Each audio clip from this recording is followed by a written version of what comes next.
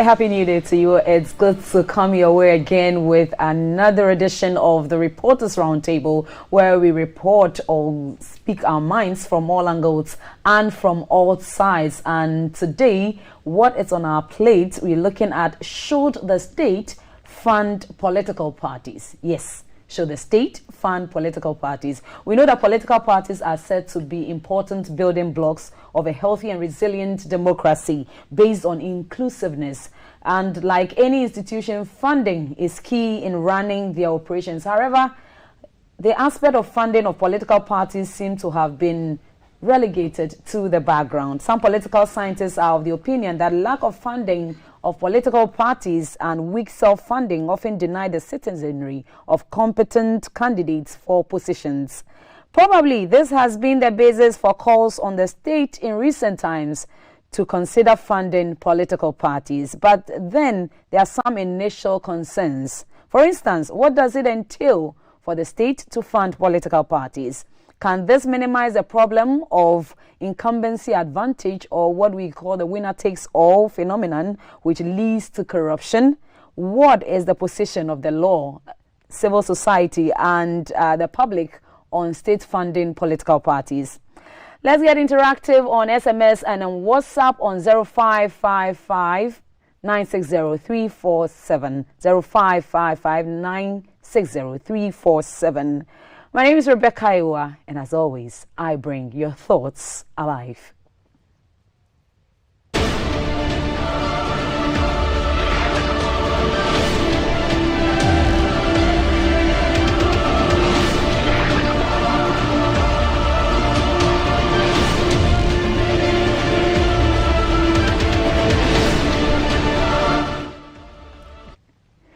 Good to have you stay, and my friends are seated as I refer to them every time. I have with me in studio Ibrahim Al-Hassan, who is a senior broadcast journalist with Star FM and with GH1 TV. The entire network is known as the EIB network, and soon we'll be joined by Alfred Akrofi Okanse. He is host of 3FM Sunrise Morning Show and news anchor with TV3 and a business journalist as well. So we're looking at, should the state fund political parties? Remember, let your comments come in on WhatsApp or on text message. Please don't call the line. Let it be through WhatsApp or on text message. Ibrahim, long time. It's been a while. It's been a while. And congratulations. Thank you. I hear you're the organizing secretary for the parliamentary press corps. Yes, we had some small elections a few weeks ago, yes, and I emerged as you call it small? Winner. No. Yes, it's the start of greater things to come. I'm into that. I'm into that. So let's look at our topic for discussion today. We know political parties are funded from sources that are not known. What exactly are the implications? Well, first of all, anything that is shrouded in secrecy is problematic. Anything that doesn't give transparency is a problem in governance terms. Anything at all that brings opaqueness is equally a problem. So when you talk about political parties, they run as institutions. They have their own constitutions.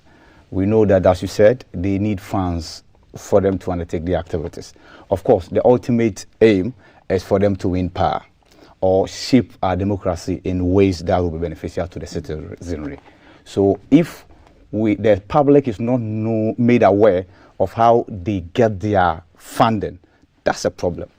It breeds corruption, obviously, and it provides room for what we call money laundering, because some of these people who put their monies into funding political parties, which are not known to the public, could be engaged in some criminal activities, dubious businesses, and they will be looking for avenues to clean their ill-gotten wealth. If the spotlight is not put on how political parties are funded, then they could have an avenue to channel their ill-gotten wealth, resources that they want to claim, monies that could be laundered, and that has serious implications. Some time back, just a few years ago, Ghana was actually blacklisted relative to money laundering measures put in place to curb those flow of illicit finances. And we had to do a lot for us to be taken off that list. So if political party funding is shrouded in secrecy, these are some of the problems that we could be getting ourselves into. Again, we could even have criminals running for office, because, as I said, if there are no checks and balances, nobody cares how these politicians get their funding, then it will encourage criminals who have also amassed wealth to say, okay, let's get in there and also seek to run the affairs of the nation. And that is dangerous.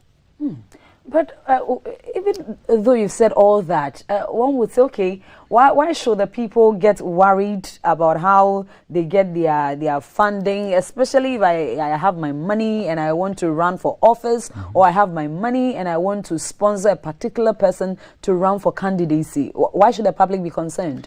Well, the public should be concerned because, like I said, the ultimate mandate, the ultimate aim of any political party is to annex power.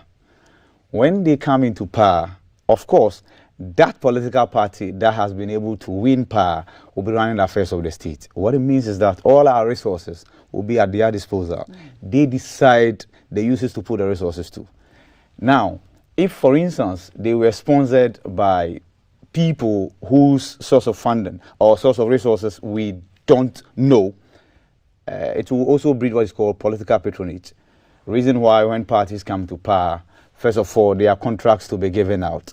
They, first of all, look to satisfy their financiers. So people who funded them when they were in opposition, who are businessmen, who are contractors, would then be given the opportunity to benefit from the largesse of the state first, before it gets to anybody. And the problem there is that those goodies will not be distributed based on merit, Rebecca. So because these people funded or provided resources to the political parties without being checked, when the political party comes to power, our resources are in essence just given to them. And Rebecca, let's not play the ostrich. That's exactly what happens in this country, where we have business people putting their monies, individuals sponsoring political parties, and when the parties win power, they expect to be paid back. They expect either by way of appointment, because we are told publicly that these political parties that no contribution, no chop. And this is a public statement made by political actors that if you don't till the land together with them, when the time for enjoyment comes, don't expect them to call on you. So these are all the reasons why we need to check how political parties are funded. As a citizen, you have to be concerned, because it is this democracy that we are all crediting ourselves with. We are patting ourselves in the back and saying that Ghana is a peaceful country. Indeed, the dividends of our democracy, many people might complain that we are not seeing it, but of course, the peace of mind that we all enjoy, the fact that every 4 years we all line up and then use the ballot box to determine who our leaders should be, the fact that our neighbors have had to run for their lives, women, children, because of one political misunderstanding or the other. That's why we need to safeguard ours. We cannot safeguard our democracy if we don't critically look at the source of funding for our political parties. Because, like I said, the aim is to get power. Some of them are in the political arena for business purposes. They are in there to make money, and they don't care how. Where would they make the money? The money will be you and I, our money, the taxpayers' money, our resources, our good, our timber, and what have you. Once we give them power, we are surrendering all these resources to them. If care is not taken, we are giving power to people who will come and just squander our resources. That's why, as citizens, we must be very concerned about how political parties are funded.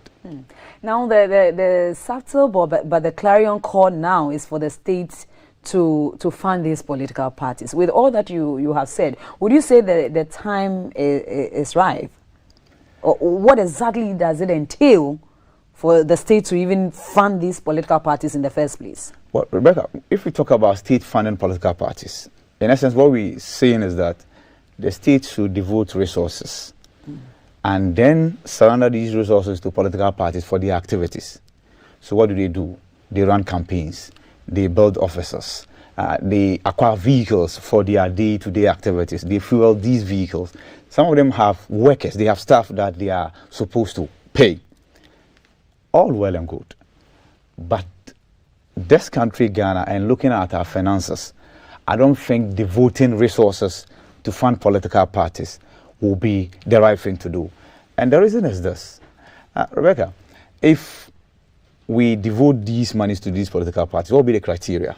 Is it that any political party that is registered with the Electoral Commission of Ghana, right, is entitled to same amount of money from the state? Who is going to supervise the usage of those resources? How are we going to make sure that those resources do not end up in the pockets of these political parties? We all know that in this country we have two main political parties and we have the smaller ones.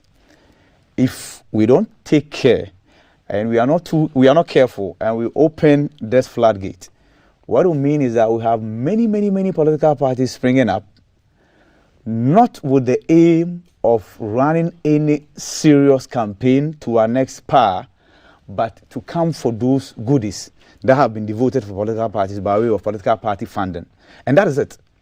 So we will have many more smaller parties than we have on our books now who are doing virtually nothing, but they are in there to just lay their hands on these resources that have been dedicated for the running of political parties. Reason why there is some amount of support that when we get there, I think political parties must be given. But to dedicate funds in the name of funding political party in this current political dispensation as we find ourselves in, I think it's open to abuse. It will breed corruption.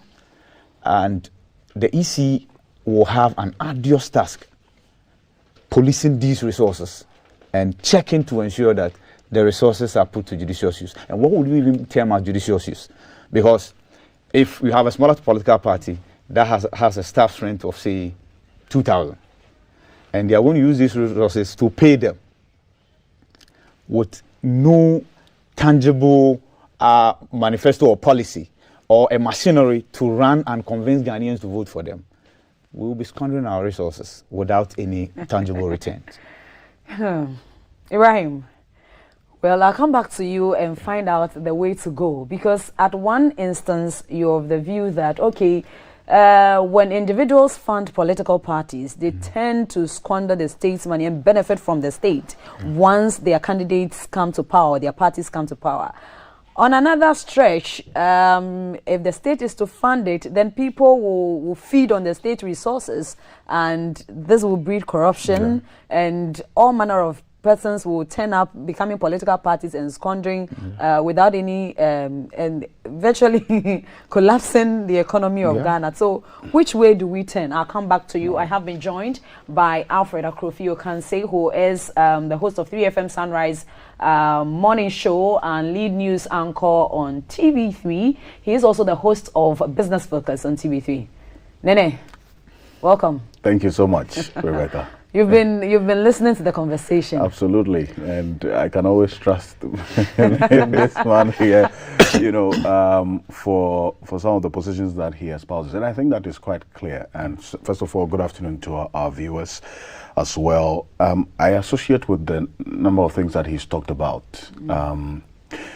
because even without the public funding of political parties, we have political parties in Ghana that have been established not because we want to win elections. No, look, let's be honest with ourselves. There are some of the people who put themselves up for leadership or presidency in this country. They know they will not win. They themselves, they know they will not win the elections. But they have formed political parties. Some of them are what I describe as political entrepreneurs. They establish the political party to make money. It's a money-making avenue or vehicle for them.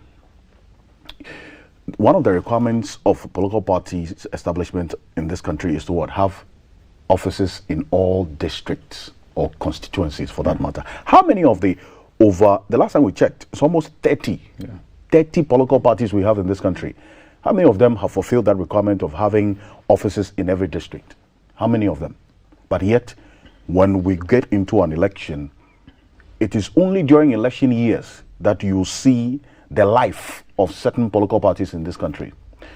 3 years before the election, is NPP NDC, NPP NDC, NPP NDC. A few times you hear CPP, PNC come into the fray, and even them, anytime they come in, it's because they have internal party issues.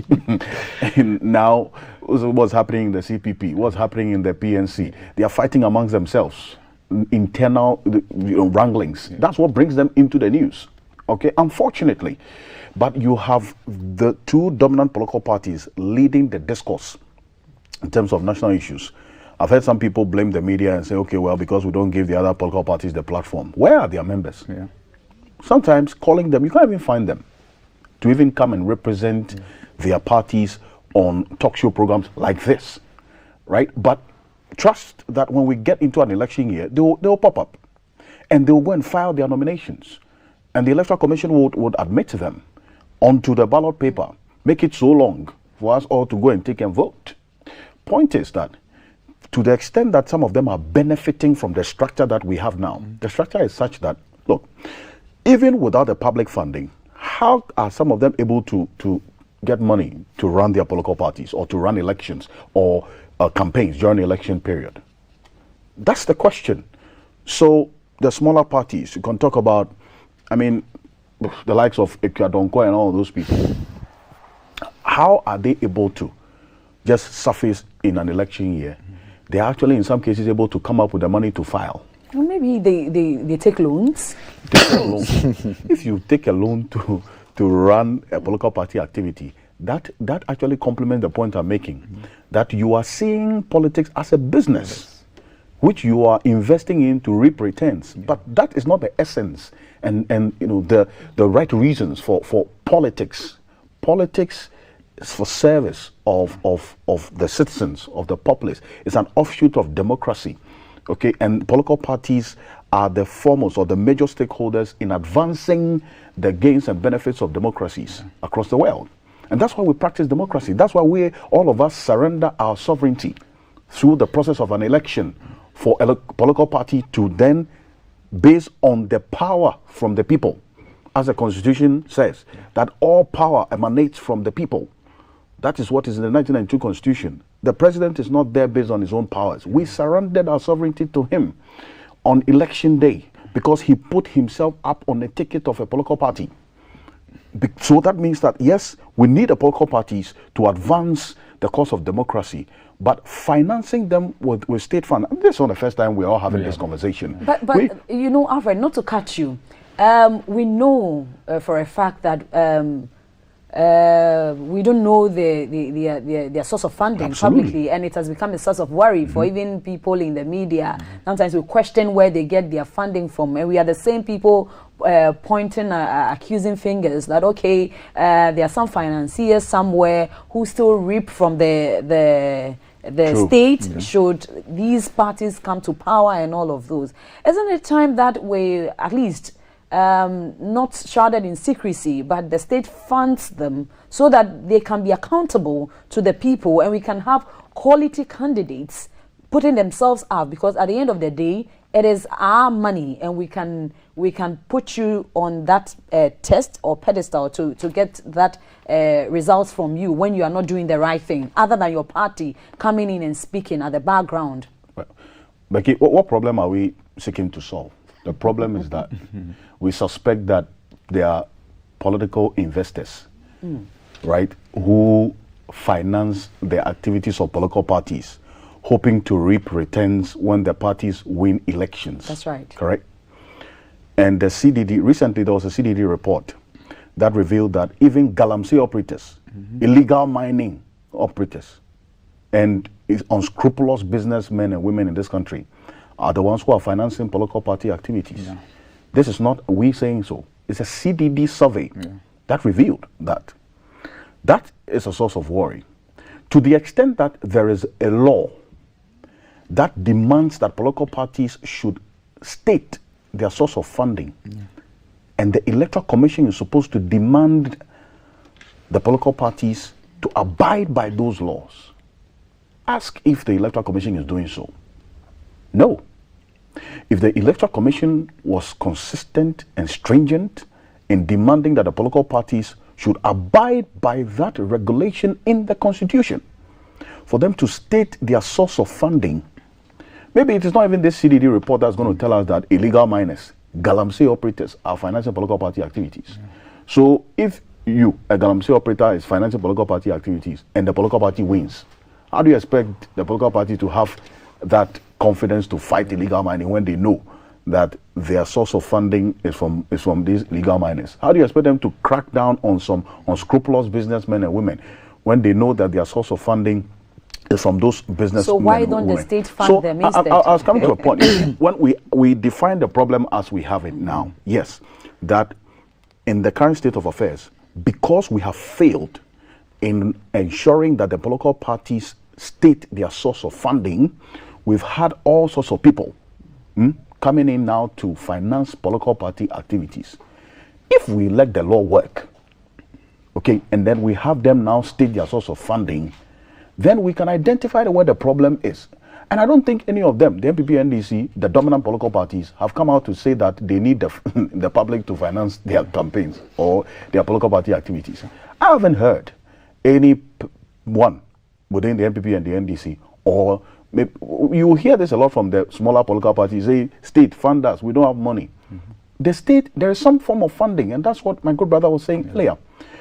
When we get into an election, one of the ways that the public funds political party activities is for them to appear on GTV. And that's why they demand equal access to airtime and media engagements on the state broadcaster. Who pays for the airtime of those political parties when they come on GTV? It's not for free.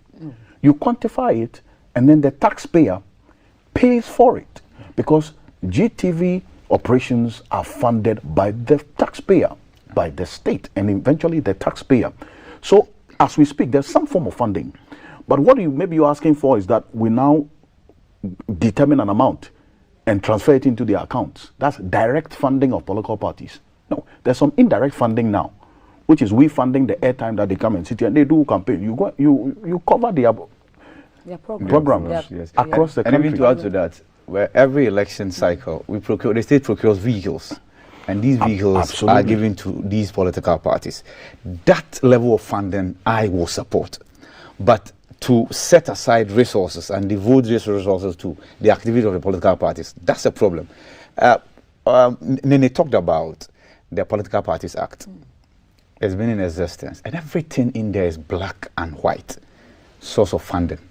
In fact, foreigners are not supposed to fund our political parties. Babeki, in fact, we will be playing the ostrich. We'll be burying our heads in the sand if we say that foreigners are not funding our political parties, and they do it openly. What is the Electoral Commission doing about this? Because it's clothed with the powers to crack the whip. When you talk about financial audit, every year, the EC is expected to demand that from these political parties. And guess what? If you apply to the EC and ask or request for a copy of this particular financial audit report, by paying a fee, the Political Parties Act allows you to have access to this document. Has the EC been able to tell us that over the years, every year, all these political parties, including the mushrooming ones, have been able to audit their accounts and present these reports back to them? And even if they do, the EC on its own can make the findings, the report public, because the political parties exist because of we the citizens, and vice versa.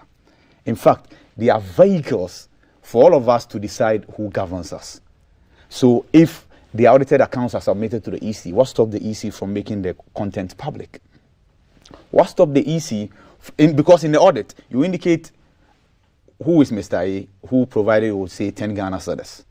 If Mr. A is not a Ghanaian. And like I said, Nigerian business. No journalists have been bold enough to request for that document, because by the RTI. Yes, yeah, you can do that, and I think we will all encourage ourselves to do that, because see, Nigerian businessmen are sponsoring our political parties, Chinese businessmen are sponsoring our political parties, and that is a known fact.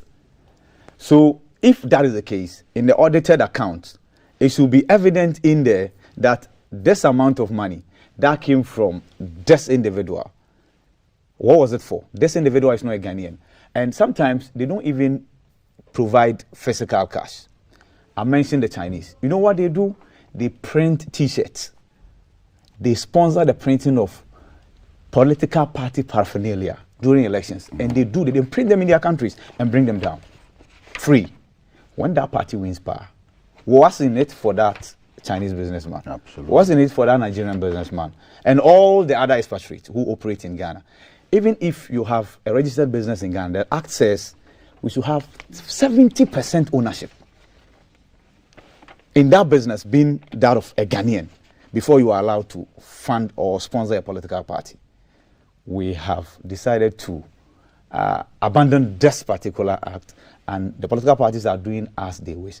If we implement that particular law, there will not be any need for anybody to demand that the state funds political party, because you see, your ability to mobilize resources is what makes you a political party that we can trust the destiny of this country into your hands.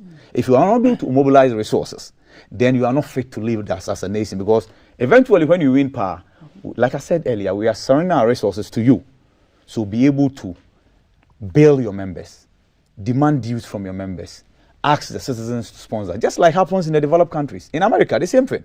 The public is tasked with the responsibility of supporting candidates, funding the campaigns of presidential candidates.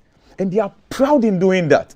When that candidate becomes the president, you can beat your chest and say that your dollar, your penny, your cedi, your peso actually played a role in getting the person in power. The person would then owe it as a duty to protect your interests.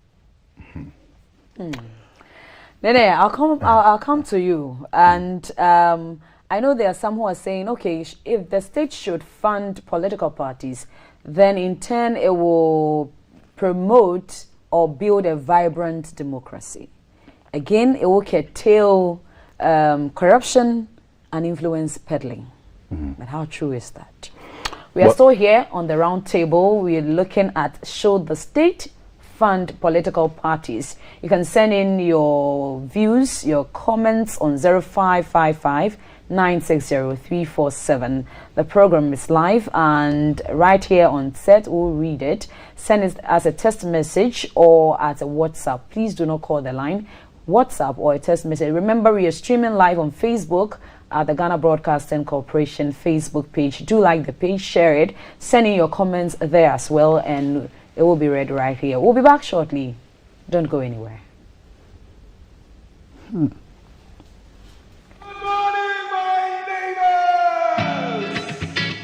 Good morning! Good morning! Good morning. It's a good morning, and we serve you breakfast. Not just any breakfast. Sizzling helping. A la carte. And there's much more on offer on GTV Breakfast. So what's your pleasure than Votrasia at that time of the morning? You want it served buffet style, complimentary breakfast, On-site restaurant, or room service? we've got you covered From Monday to Friday at 6 a.m. with a trusted team. So never skip breakfast. On GTV Breakfast. Hello viewers, this is a new season on Time with a Banker and Financial Advisor.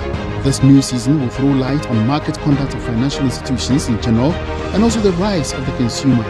Watch Time with your Banker and Financial Advisor this and every Tuesday evening at 8:30 p.m. prompt with your host and presenter and banker, Betty Ai.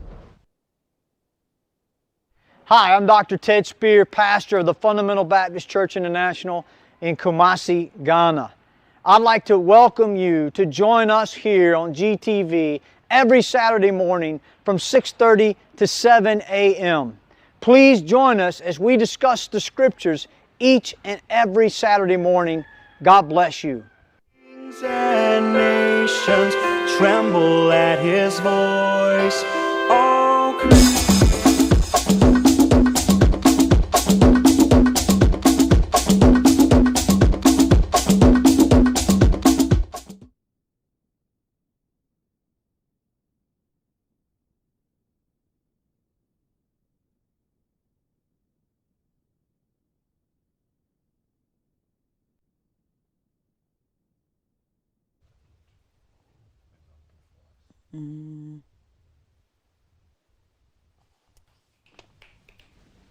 All Welcome back to the Reporters Roundtable, where we're looking at state funding political parties.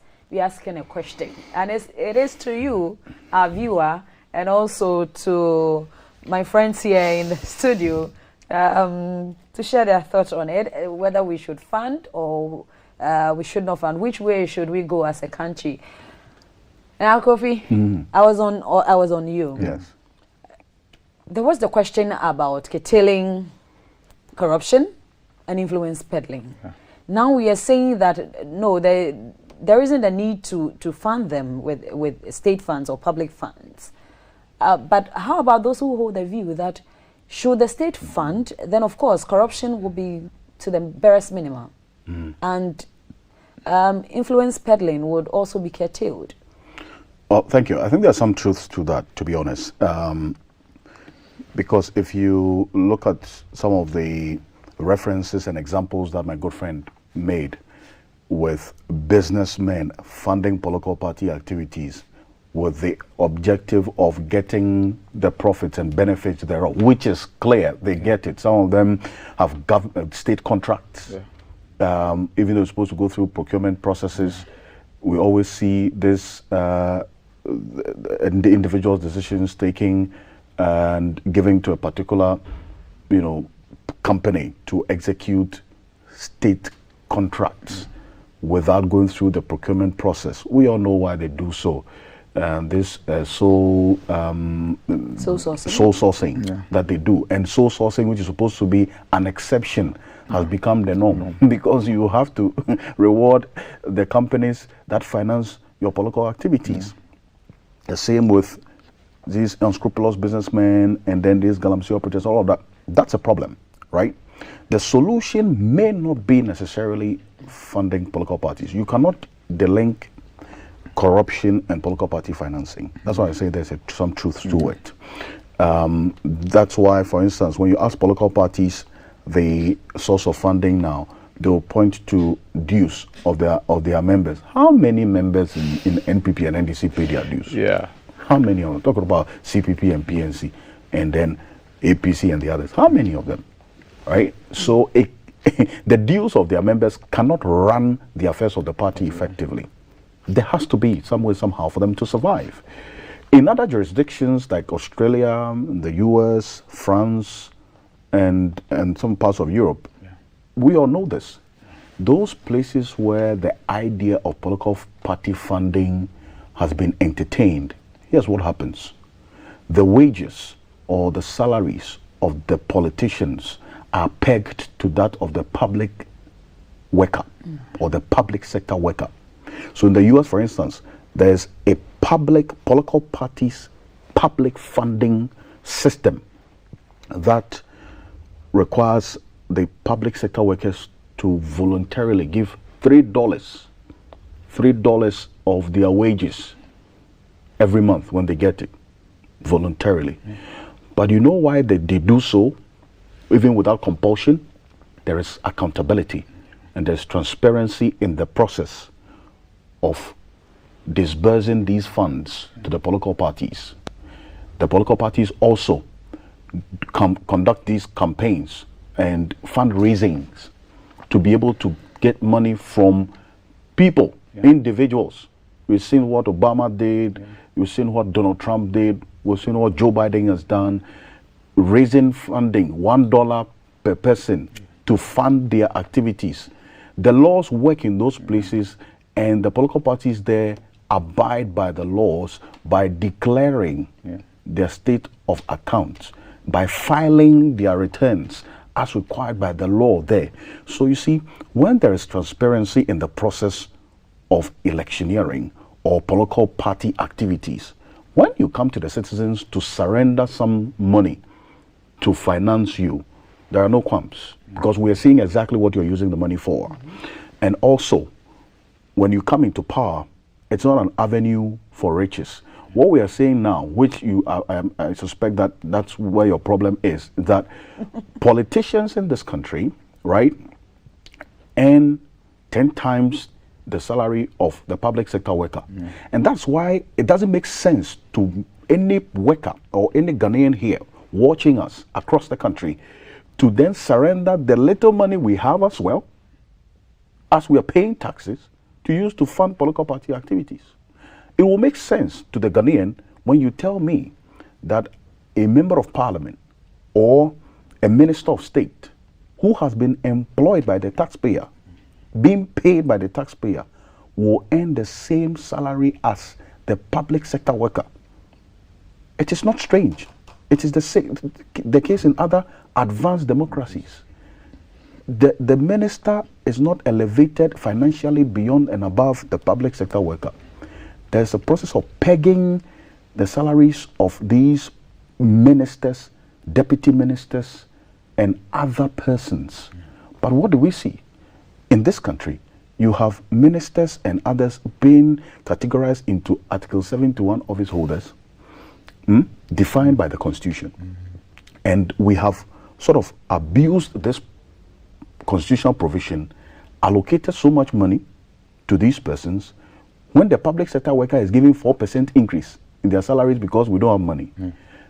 Then these office holders categorized in Article 71 are taking sometimes 30% increase, 40% increase in their salaries. And some of them, their allowances for holidays is 10 times the salary of the public sector worker. And you are still coming to me to take money to finance political party activities. It will never make sense until we are able to address the fundamental problem of financing. The money that these people make when they come into power, as against what the public sector worker you are asking, the worker or anybody you are asking to now surrender additional money to finance political party activities. Bear in mind, when we agree to finance political party activities in this country, it's not going to come from anywhere than from our pockets. The taxpayer is the one going to finance the political party activities. So if I'm going to give more money in the form of political party financing tax, because it will come in a form of a tax or a levy, political party financing levy, you are taking from us. And then you get in there and you are still earning 20 times what I earn. It will not make sense to me. So rationalize the process of payment. Let the minister who is coming in as a worker now have a certain salary that makes sense to the worker who is watching, to encourage him or her to surrender more money to finance the process of political parties and in the activities in this country. Up until that happens, nobody would agree. Anybody watching us across the country, I can bet my last CD that nobody will agree to parting away with more money to finance the activities of political parties. For what? How sure are you? Because you cited the example of the US. Let me bring in Ibrahim. Ibrahim, I saw you nodding at a point, meaning you're concurring with what Alfred was saying. Largely, it's a matter of accountability. So elsewhere, specifically, he mentioned the US. And of course, over there's even a ceiling to how much a citizen can donate to a political party. And there's an office that tracks how these political parties and candidates utilize these donations. If you divert even a penny, it doesn't matter whether you won the election to become the president of the United States or not, the law will come for you. Over here, what's the status quo? So the smaller political parties, they are crying for funds, but whenever elections come, they get funds. Do you know where they get the funds from? The two bigger parties, NDC and PP. So more like proxy political party funding. When push comes to shove, there will be a time that both of them feel they will need the support of the smaller political parties. So they just don't sponsor the candidate. They even sometimes pay filing fees for them. Yes, they ensure that these smaller parties stand on their feet. So when there's a need for the bigger parties to fall on them for their support, they can easily go to them without any qualm, and they will have their support. There are also individuals who just want to be popular. They are businessmen, but they just want to be popular. And they think that the only way they can be popular is to have their face on the ballot paper for a general election, presidential election. They know they won't win. But they are using their resources to run the campaign because there's a dividend that they will get. And it's political dividend. Once they become popular, their businesses will thrive, they will align with one big political party or the other, they will get contracts and they will make it. So if you tell me that the meager salaries that the public sector worker cries about every day, reason why they are even demands for allowances, as against the salaries of the politicians when they come to power, because politicians in opposition don't get paid, those in power. And fortunately, the main parties have all been in power. They've all tasted power before, the NDC and PP. So when they come, their salaries are different. Aside the salaries, they have a myriad of allowances. The public sector worker takes what is called Sakura single spine salary without any allowance. And you still want to convince that person that it's a prudent management of our resources for us at this austere moment where we're struggling as a country financially. We should be looking at devoting some funds to pump directly into the hands of political parties. No. What I think should happen and should be reinforced is what's already happening, logistical support. So political parties are expected to have offices across the length and breadth of the country. The state can say that it's a Herculean task, it's a huge investment. We will fund the establishment of these offices. That's an indirect support. You can't go and sell those offices and then squander the money. So that I will support. Provision of vehicles, which could be tracked. There's no way you can sell a state vehicle that has been given to a political party to use in its day-to-day activities. That I will support. But to devote funds, direct funds, to these political parties, is another conduit, another avenue for wasting meager resources as a nation. And that's not something I will support. You buy into, but somebody would say, Al Hassan, this is still money. Yes. But I'll come to you. Let me get some messages from, this one says, my name is Tony from Cove Town, that is Koforidua. Those claim to be Article 71 holders are even earning more than the ministers. And they are even going around changing their cars after every 4 years. The older are doing these criminal things, and even the young ones are occupying them. Ghana, we are doomed. Do you get the import I get of it? the Yeah. point. Okay, Tony, thank you for that one. I have this one. This says, good afternoon. I am George from Abokobi. States should fund political parties, but this does not guarantee any positive change in the level of corruption and transparency, but rather helps minor parties. Okay, George. Thank you. Bismarck from Accra says, how can the state fund the political parties? This will be illegal. I don't know how. Maybe if you have lawyers who can tell us more. Bismarck, thank you for that message. Let me see what we have here. Honestly, Ghana is not practicing any democracy. We are only practicing voting and elections. Wow. There is no accountability. The system is already breeding corruption. And this is coming from Kwesi in La Paz. Kwesi, are we practicing voting and elections? Well, isn't it part of a democracy? Well, elections is just one activity. That's right. In the democracy. But you can understand why he's saying so, because the directive principles of state policy in the 1992 Constitution demands that the most secure democracy is that which is able to meet the basic needs of its people. Yeah. So if the democracy, so-called, that we are practicing is not meeting the basic needs of the people have every right to question the essence and relevance of the so-called democracy, because how does it benefit the people? That's the perspective he's coming from.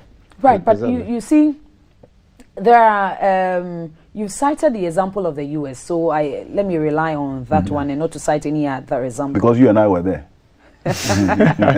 Yes. You cited the example of the US, and they have practiced their democracy over time. They've tried it, they've tested it, and they're still pushing on. And this is one continent we look up to when it comes to our democracy. If they've been able to get to that level of getting the public to donate $3 to fund their political parties so they can hold them accountable. Why can't we as a country? Can't we get there? Can't the systems work? Can't we set up an office to monitor when these parties come to power so that we can know where the funds or the monies they issue to people are going? Can't we do same? Of course we can. Maybe I'll just take a bite and then I'll ask them, if you permit me. Go ahead. Okay. We can and we should. The systems and the structures are already in place. Yeah. We don't have to reinvent the wheel. Okay? There's a law, the Political Parties Act, that demands that the political parties file their statement of accounts to the Electoral Commission. Go to the Electoral Commission. How many of the political parties, both big and small, have fulfilled this constitutional requirement? But yet, if the Electoral Commission really also wants to contribute to advancing and progressing this democracy, crack the whip and say, if you haven't filed your returns or your statement of account, I'm not going to renew your registration as a political party. That is the EC also ensuring that the right thing is done. But do we see that being done? Unfortunately not. And that's why you see all of these political parties springing up every now and then when we get into an election year. The other bit of what has to be done and what is happening in those areas where we've all been to and we look up to, we don't have to take 200,000 years or 200 years to get to where the US is. We say we are a fledgling and growing democracy, 30 years of multi-party democracy in this country, right? From 1992 to today. We don't have to take that long to get to where the US is. You know why? Because the mistakes that they made, we have the benefit of not making those mistakes. So we can get to the point where they are faster by learning from the good things they are doing now. But what we are doing is that we have developed our own democracy and we are making all sorts of mistakes by ourselves. And that's what's happening right now.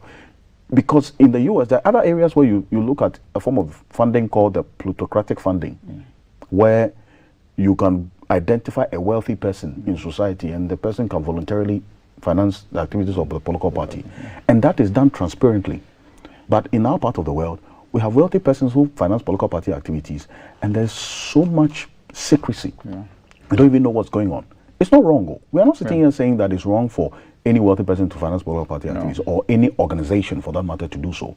It is the element of transparency that we are talking about in this whole process of financing political party activities. Right, we have a few minutes to go. Let me take other messages, then I'll give you the chance to bring in your final comments so we wrap up on the program. Elijah from Amasaman, and it's quite interesting. The opposition party says as a watchdog to point issues and the wrongdoing of the ruling party. And in my view, where on earth should a state fund political party? God should have mercy on us, so it can never happen in Ghana, and it should never happen. Hey, Elijah, from Amasama. Elijah, thank you.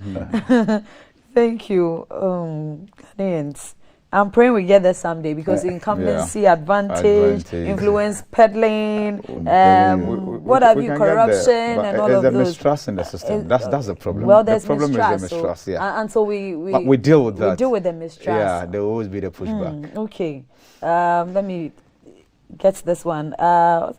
This one says, good day. Funding political parties because of certain problems we see now will be like cutting a tree in the stem. There is a major problem we are currently faced with, and these parties need sufficient scrutiny before putting the state's fund at their disposal. And this one is coming from George in Tema. George, we are grateful. No, please, the state should not fund political parties. The funding is already the reason why our governments are corrupt. Paying workers, it has become a problem. Massa, No. Muba Buntu. Bantu. What is that? Bantu, that is the name. Is a name? Yeah. Okay. Yeah. I think he sent the message like 4 times. Yeah. The person wanted to that's- get my attention. That's an angry message. Yes. The state should fund political parties, but accountability and transparency should be key. Oh, Jonas. At least. One Jonas, person. this one's come from Jonas from Bofoyili. Okay, Bofuyele. Yeah. Where is that? I think up north. Atnop. Yeah. Oh, it's in the northern region. Okay. Address my first message. This is Tony again. Mr. Kluche, are you aware that some CEOs are having bodyguards? Hey, how has this got to do with? Well, I know think why. yeah. I know why he's addressed me. As Okay, then perhaps you can understand. Let me finish reading this one. Sure, Alasan Please, knows why. what? Yes. I'm loving the program, and it's good you've brought this up because until elections, we hardly get to hear these discussions. It is appropriate that we discuss these things because their activities are shrouded in secrecy, and it's high time we get to know those funding them so the funds can be distributed proportionately. Please add your name and where you're reaching us from. The messages keep coming. Eric says, Madam Hostess, great show, educative. Hope you bring them back again. My Akofi, are you coming back? Tell my viewers. Oh, we if you invite us. Yes, if you invite us, we'll come. Service to the nation. Okay, so we're wrapping up. Let me get your final bit. I have so many messages. If I'm unable to read your message, get to know that they are all here. And we do appreciate it. But let me get your final. Becky, the inefficiencies in the system, way too many. The mistrust in the system, way too many. That's why many people are pushing back, because we can't guarantee that the purpose for which we devote these funds, that's exactly what the funds will be used for. So political parties are supposed to run just like any regular business. Accountants, secretaries, and what have you. The structure is supposed to be properly defined. That's not what we see. We have one woman, one man political parties in this country. Apart from the flag bearer, nobody else is it, or the aide to the flag bearer. How can that qualify as a political party? So first of all, if the EC, and sad to say this, but the EC relative to this subject matter, has been sleeping on the job. The Electoral Commission has been sleeping on the job. We should, as a nation of 30 million population, we shouldn't be having these number of political parties that we have. We should be able to vet the list and get the properly structured political parties on our books. Then we can talk about funding them. Agrovi, 20 seconds for you. Germany, Sweden, more recently France, Israel have all followed the suit of, as it were, considering the idea of political parties being funded publicly. There's an example we have to refer if that's a path we want to take. But for as long as accountability, transparency remains a challenge in this country, nobody would subscribe to political parties being funded by the public. Say I won't subscribe to. All the people who have sent the message. We are reflecting the minds of That is a Ghanaians. wrap on the program, on the Reporters Roundtable, where we discuss the issues from all angles and from all sides. And thanks to my director, Pel Kwade, and the team, Redeem Akumake, and the technical team on duty. Thank you, Ibrahim Al-Hassan, parliamentary correspondent for GH1 and Star FM. He's also a senior broadcast journalist with that network, the EIB network. And Alfred Akrofio Kanse is also the host of 3FM Sunrise Morning Show and the lead news anchor at TV3 and host of Business Focus on TV3. Thank you, friends, Thank you for coming. My name is Rebecca Iwa, and as always, I bring your thoughts alive. We'll see you again, God willing, same time next week.